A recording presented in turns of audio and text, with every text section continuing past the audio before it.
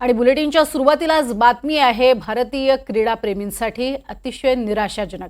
कुस्तीपटू विनेश फोगाटने अखेर कुस्तीलाच रामराम केलाय।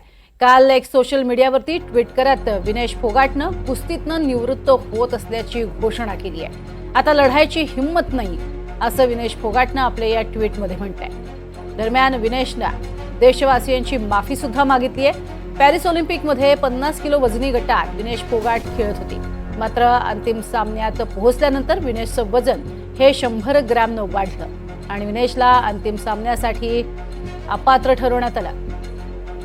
त्यामुळेच आता विनेशला आपल्या पदकापासून दूर राहावं लागलं। त्यामुळेच तिनं कुस्तीतनं संन्यास घेण्याचा निर्णय घेतलाय।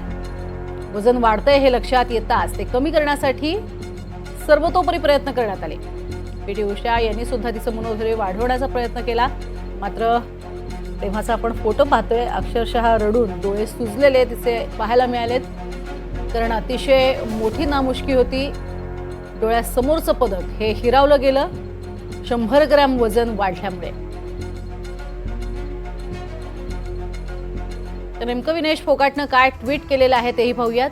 माझी आई माझी कुस्ती जिंकली आणि मी हरले।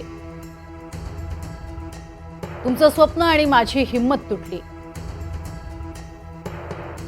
आता याहून जास्त लढण्याची ताकद राहिली नाही। अलविदा कुस्ती। 2011 ते 2024 हा तिचा कार्यकाळ राहिलेला आहे कुस्तीचा। तुमची सगळ्यांची मी कायम ऋणी राहीन, मला माफ करा।